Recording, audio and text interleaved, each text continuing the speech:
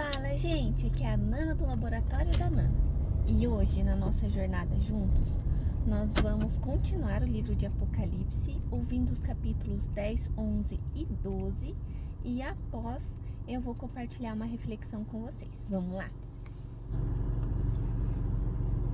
Apocalipse, capítulo 10. O anjo e o livrinho. Vi outro anjo forte descendo do céu, envolto em nuvem, com um arco-íris por cima de sua cabeça. O rosto dele era como o sol, e as pernas eram como colunas de fogo. O anjo tinha na mão um livrinho aberto. Pôs o pé direito sobre o mar e o pé esquerdo sobre a terra, e gritou com voz forte, como ruge um leão. E quando ele gritou, os 7 trovões fizeram soar as suas próprias vozes. Logo que os 7 trovões falaram, eu ia escrever, mas ouvi uma voz do céu dizendo: guarde em segredo as coisas que os 7 trovões falaram, não escreva nada. Então o anjo que vi em pé sobre o mar e sobre a terra levantou a mão direita para o céu e jurou por aquele que vive para todo o sempre, o mesmo que criou o céu, a terra, o mar e tudo o que neles há, dizendo: já não haverá demora, mas nos dias da voz do 7º anjo, quando ele estiver para tocar a trombeta, então se cumprirá o mistério de Deus, como ele anunciou aos seus servos, os profetas. A voz que ouvi vinda do céu estava de novo falando comigo e dizendo: vá e pegue o livro que se acha aberto na mão do anjo que está em pé sobre o mar e sobre a terra. Então fui ao anjo, pedindo-lhe que me desse o livrinho. Ele então me falou: pegue o livrinho e devore-o. No seu estômago ele será amargo, mas na sua boca será doce como mel.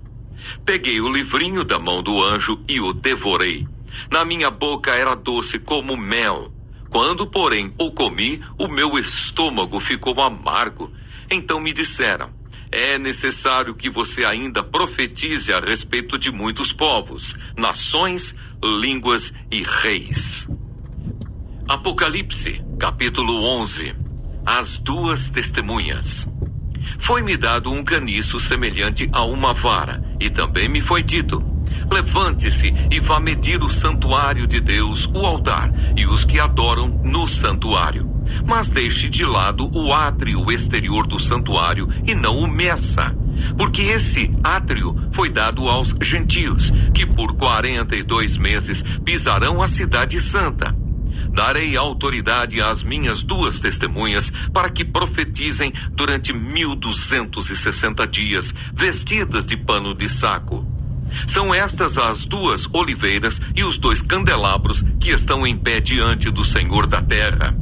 Se alguém pretende causar-lhes dano, da boca dessas testemunhas sai fogo e devora os inimigos. Sim, se alguém pretender causar-lhes dano, certamente deve morrer. Elas têm autoridade para fechar o céu, para que não chova durante os dias em que profetizarem. Têm autoridade também sobre as águas, para transformá-las em sangue, bem como para ferir a terra com todo tipo de flagelos, tantas vezes quantas quiserem. Quando tiverem, então, concluído o testemunho que devem dar, a besta que surge do abismo fará guerra contra elas. A besta vencerá e matará as testemunhas, e os seus cadáveres ficarão estirados na praça da grande cidade, que espiritualmente se chama Sodoma e Egito, onde também o seu Senhor foi crucificado. Então muitos dentre os povos, tribos, línguas e nações contemplarão os cadáveres das 2 testemunhas por 3 dias e meio, e não permitirão que esses cadáveres sejam sepultados. Os que habitam sobre a terra se alegrarão por causa da morte dessas 2 testemunhas, realizarão festas e enviarão presentes uns aos outros, porque esses 2 profetas atormentaram os que moram sobre a terra. Mas depois dos 3 dias e meio, entrou neles um espírito de vida, vindo da parte de Deus. E eles se ergueram sobre os pés, e aqueles que os viram ficaram com muito medo.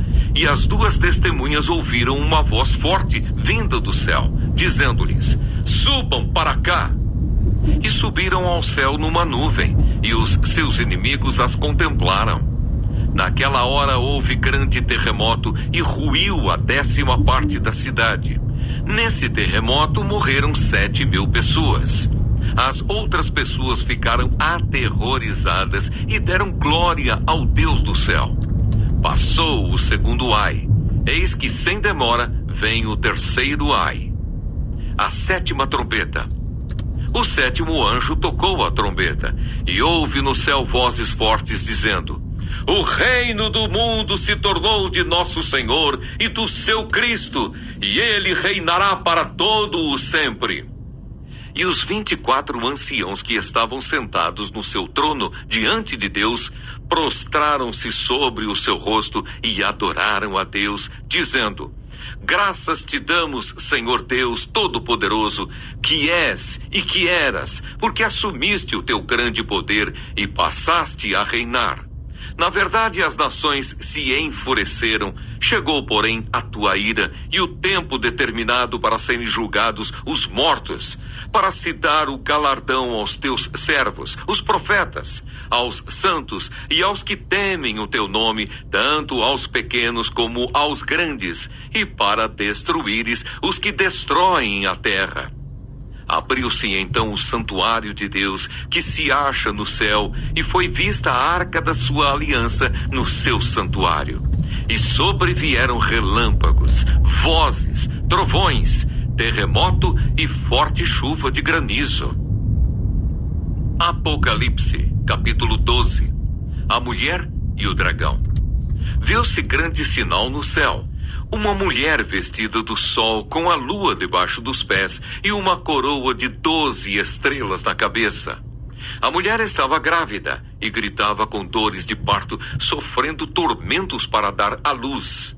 Viu-se também outro sinal no céu, e eis um dragão, grande, vermelho, com 7 cabeças e 10 chifres, e nas cabeças 7 diademas.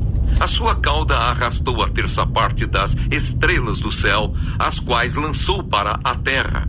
E o dragão se deteve diante da mulher que estava para dar à luz, a fim de devorar o filho dela quando nascesse.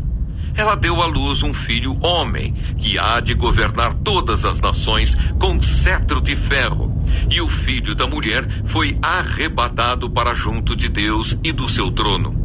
A mulher, porém, fugiu para o deserto, onde Deus lhe havia preparado um lugar, para que nele a sustentem durante 1260 dias. Então estourou a guerra no céu. Miguel e os seus anjos lutaram contra o dragão. Também o dragão e os seus anjos lutaram, mas não conseguiram sair vitoriosos, e não havia mais lugar para eles no céu.